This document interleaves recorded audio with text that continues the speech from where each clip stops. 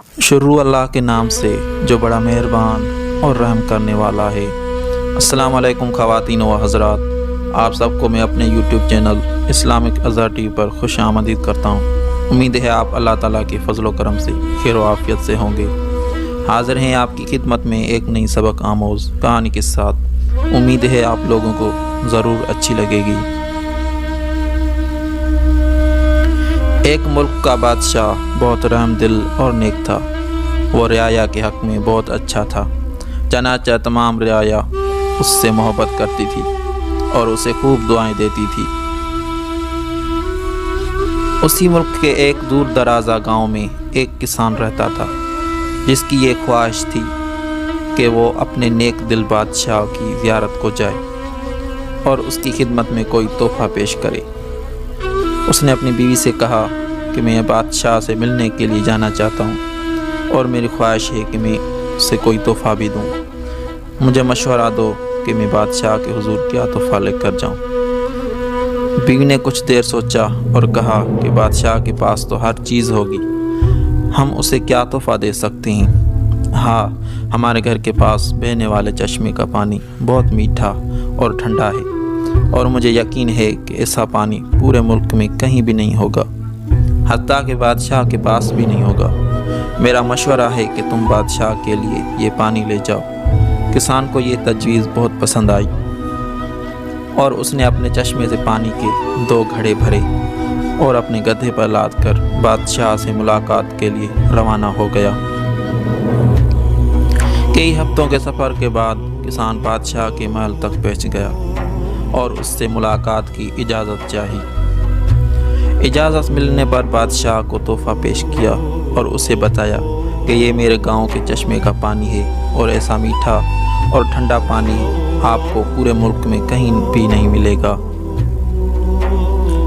बादशाह के इशारे पर वज़ीर ने घड़े का ढक्कन उठाया तो कई हफ्तों के सफ़र की वजह से पानी में बदबू पैदा हो गई थी। वज़ीर ने बादशाह की तरफ देखा तो बादशाह ने उसे खामोश रहने का इशारा किया और बाआवाज़ बुलंद कहा कि हम इस तोहफ़े से बहुत खुश हुए और ख़जानची को हुक्म दिया कि इस किसान के घड़ों को सोने से भर दिया जाए। किसान बहुत खुश हुआ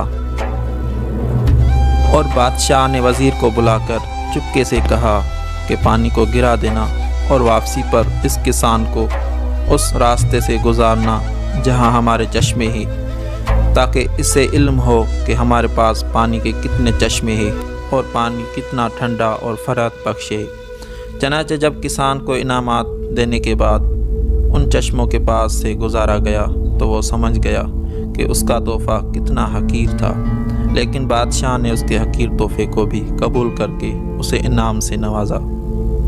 चनाचा उसके दिल में बादशाह के लिए मोहब्बत व अक़ीदत और बढ़ गई।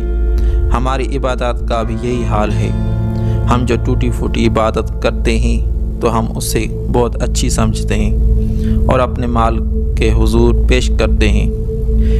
इन इबादत की हकीकत मालूम होने के बावजूद वो मालिकुल मुल्क ना सिर्फ हमारी इन इबादत को कबूल करता है बल्कि इनाम के तौर पर बेश बहा नेमतों से भी नवाजता है। हालांकि उसे हमारी इबादतों की कोई ज़रूरत नहीं है। खालिक कायनात की इबादत के लिए तो उसके लाखों करोड़ों फरिश्ते काफ़ी हैं। ज़रा सोचिए, अगर हम इन टूटी फूटी इबादतों को पेश करके उसकी नेमतें हासिल करने वाले भी ना रहें तो फिर दुनिया में हमारे जैसा बदनसीब भी कोई नहीं होगा। किस कदर दिलचस्प और अनोखी बात है ना कि अता करने वाली वो ज़ात अक़दस तो हर वक्त देने के लिए तैयार है, लेकिन हमारे पास ही लेने के लिए वक्त नहीं है। काश कि हमें इस बात की समझ आ जाए, वरना जब मरने के बाद समझ आएगी तो बहुत देर हो चुकी होगी।